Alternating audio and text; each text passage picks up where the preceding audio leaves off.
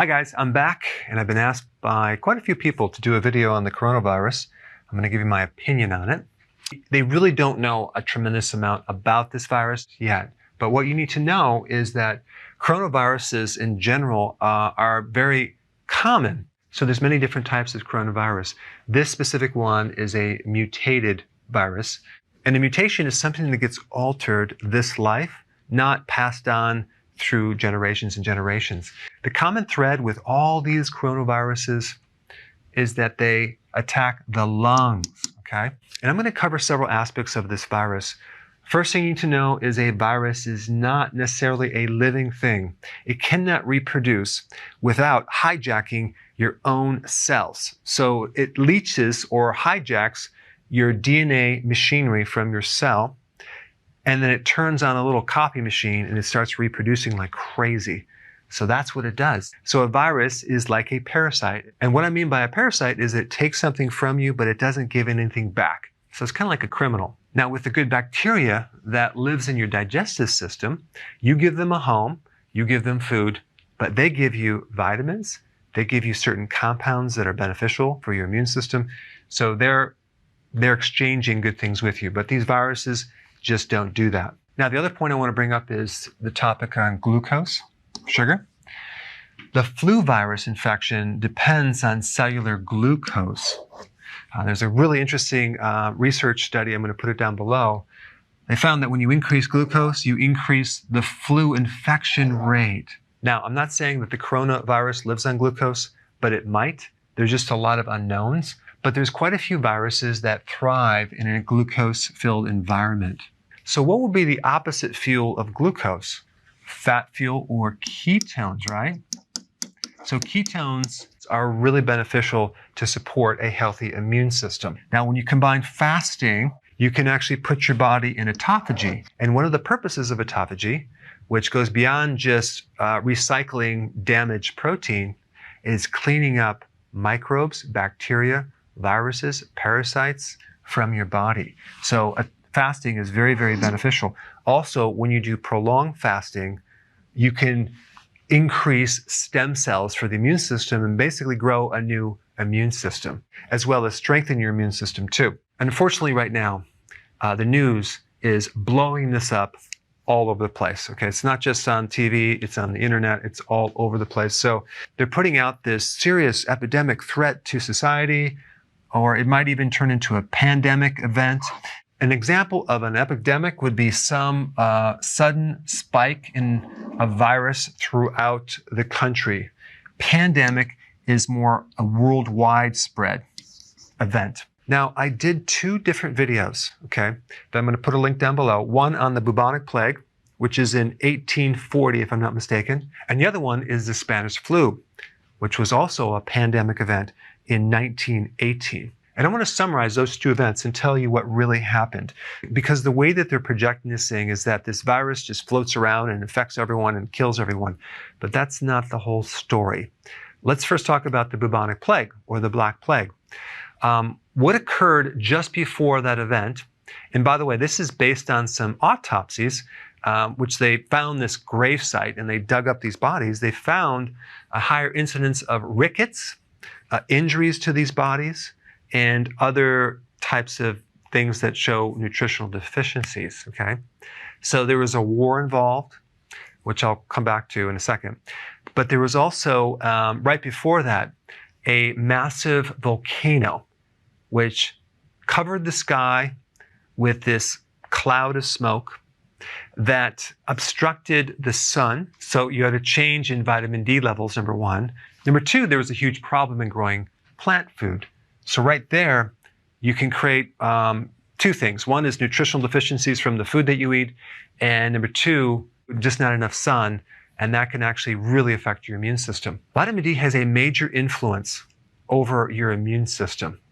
There are vitamin D receptors in the nucleus of your cells. There are vitamin D receptors in your white blood cell.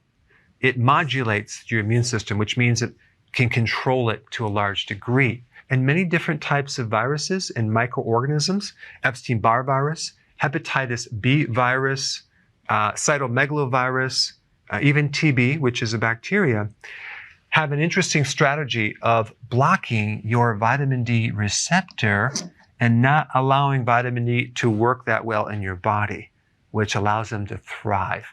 So with viruses, there's always this predisposing susceptibility factor for the virus to set in and take over. And this explains too why some people get sick and some people don't. It really has to do with their vitamin D levels, their stress level, and the strength of their immune system.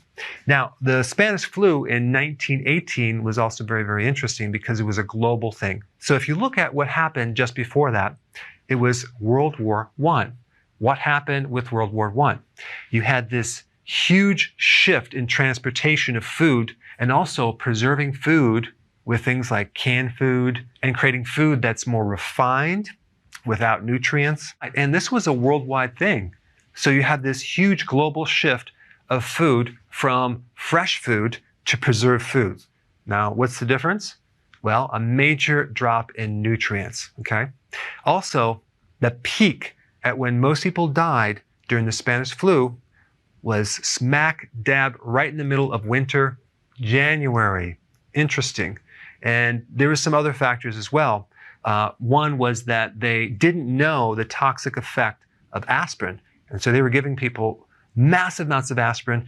And what happens is that can create a toxic effect with your lungs and actually create bleeding of the lung. And you can actually die simply because you're drowning in your own blood. But again, I want to really bring up this point, this important point in this susceptibility to pulling in this virus and actually having it manifest. And this just explains why some people contract it and get sick, some people don't. The other fascinating point is with influenza.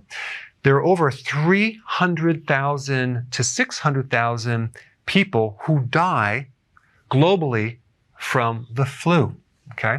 Now, in America, 30,000 to 60,000 people die. Now, if we compare America based on the population with other countries that have died of the flu, you're going to find some really interesting information. In America, we have double the rate of deaths from influenza than any other country.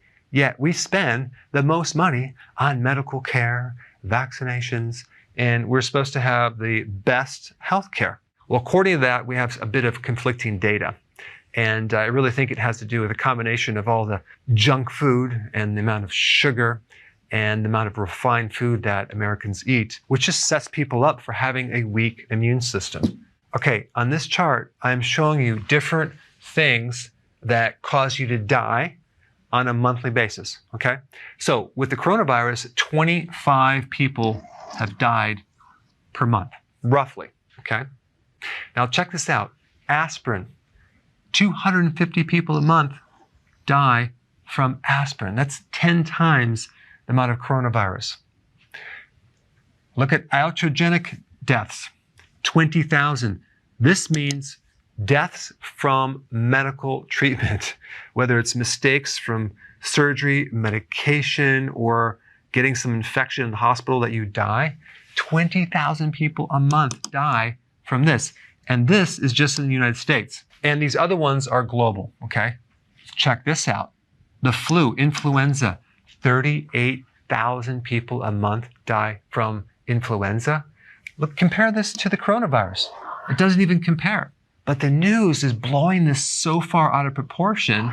Why don't they talk about this, or even that? Look at this, HIV virus. 49,000 people a month die from HIV. That's a little more than this, isn't it?